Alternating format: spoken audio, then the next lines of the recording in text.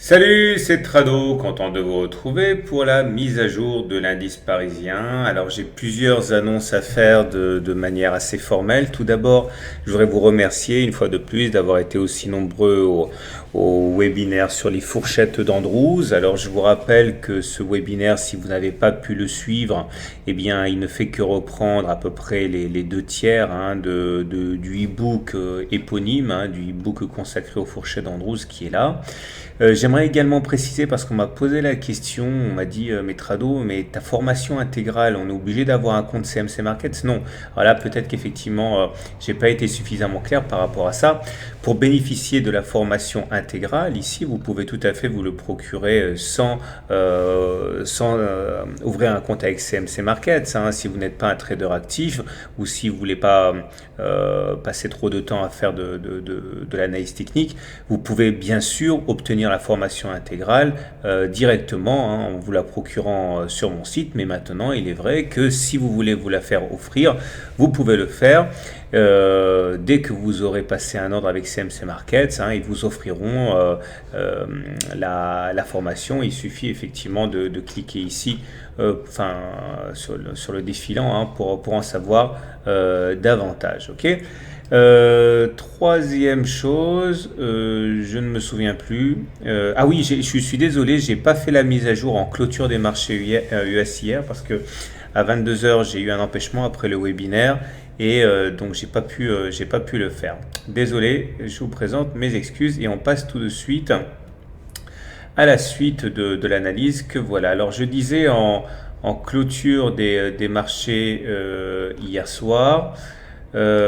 Que l'objectif baissier avait été touché et dépassé, que je n'étais pas optimiste car on avait réintégré l'ancien canal baissier ainsi que la partie basse de la fourchette d'Andrews et que j'en expliquerai les implications dans le webinaire et que je peaufinerai enfin mes objectifs de trading en clôture des marchés US comme d'habitude. Bon, encore une fois, désolé pour pour ce loupé, hein. J'ai pas eu l'opportunité de mettre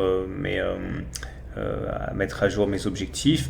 Il demeure que si on regarde un petit peu ce qui s'est passé au niveau des fondamentaux, eh bien de très bonnes nouvelles. Tout d'abord, le fait que les entreprises du secteur bancaire ont publié des résultats rassurants alors qu'on s'inquiétait de leur santé, hein. C'est ce qui expliquait d'ailleurs la forte baisse d'il y a 2 semaines. Donc ça a fait du bien, hein, que ce soit la Société Générale, enfin la BNP, pardon, la Lloyds, AXA. On a également les États-Unis qui ont donné des chiffres très rassurants sur l'activité avec une hausse très violente des commandes de biens durables et un chômage, hein, qui est conforme aux attentes. Ça nous a donc donné ceci. Alors, regardez un petit peu. Alors, tout d'abord, un peu de rétropédalage, hein, pour comprendre ce qui s'est passé. Euh, Hier, sur justement la clôture US, on avait eu une très longue mèche basse ici, c'est-à-dire on a fini sur un rebond très violent et sur une progression qui était de 0,4 ou 0,5% et qui était donc complètement à l'opposé de la dégringolade des marchés européens. C'est pour ça que je regrette de ne pas avoir pu faire ce dernier billet en clôture des marchés US, hein. Regardez un petit peu, donc du coup avec les news et avec le rebond des marchés US, on a eu droit à un beau rebond.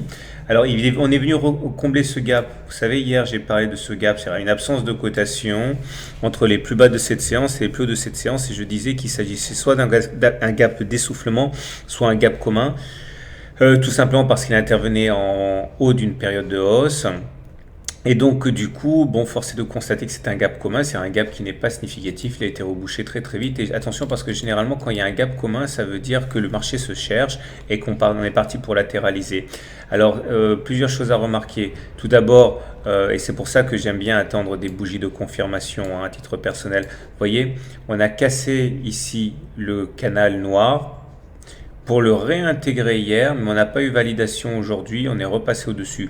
Alors, ce qu'il faut savoir, c'est que d'une part, effectivement, on ne peut pas adopter un biais négatif comme si on l'avait réintégré puisque le signal est invalidé, mais quand c'est comme ça, moi j'ai tendance à virer, hein, parce que ça perd de sa crédibilité, hein, quand on est transpercé comme ça, lorsqu'un support, une résistance, quoi que ce soit est transpercé, généralement ça perd de sa crédibilité, donc on peut l'enlever, on y verra plus clair. Et pareil pour la médiane de la fourchette d'Andrews, hein. On est passé en dessous, mais là on est repassé au-dessus, donc ça limite un petit peu la portée. On va la laisser par contre celle-là puisqu'elle est toujours active. On remarquera également qu'on a réussi à rebondir, mais ça on a parlé hier, sur la Tenkan, sur la Kijun, et là on vient de repasser au-dessus de la M7, ça c'est une bonne chose. Mais on a un croisement faible à M7, M20, ça j'aime pas beaucoup les croisements faibles parce que c'est piégeux. C'est un croisement haussier faible qui très souvent se finit en croisement baissier fort, hein. Donc il faut faire gaffe, regardez ici par exemple, hein. On a un croisement haussier faible. Ok, M20 qui descendait, M7 qui montait, et puis derrière, badaboum, on s'est effondré. Là aussi, hein, on a eu un croisement, non, c'est ici. Non, je me perds, non, c'était bien là.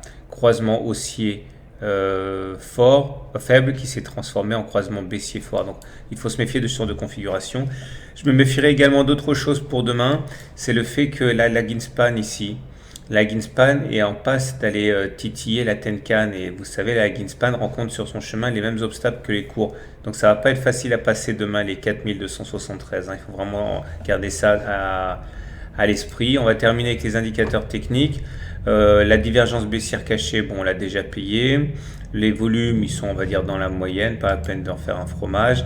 Le RSI repasse au-dessus de 50, c'est-à-dire que la main repasse au haussier, mais enfin bon, le RSI a tendance actuellement à tergiverser, hein. Donc on va le combiner au momentum qui lui aussi est un indicateur qui remplit à peu près les mêmes objectifs. Et là effectivement, là, il faut y accorder un peu d'importance parce que le momentum est positif et le RSI au-dessus de 50, donc ça c'est quand même pas mal.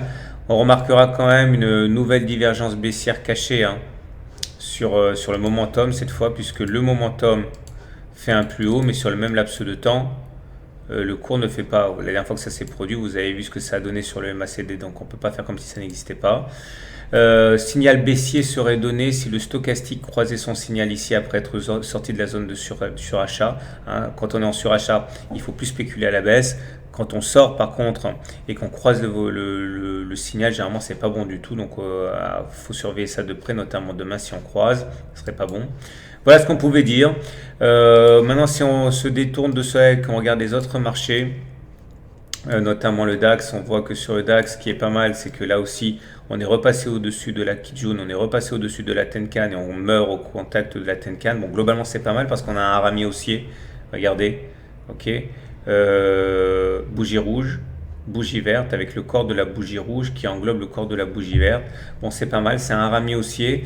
Mais il n'est pas très significatif, je vais vous dire pourquoi. C'est parce qu'il n'intervient pas sur un support critique, hein. Il apparaît un petit peu au milieu de nulle part, donc on va lui donner simplement un crédit mineur.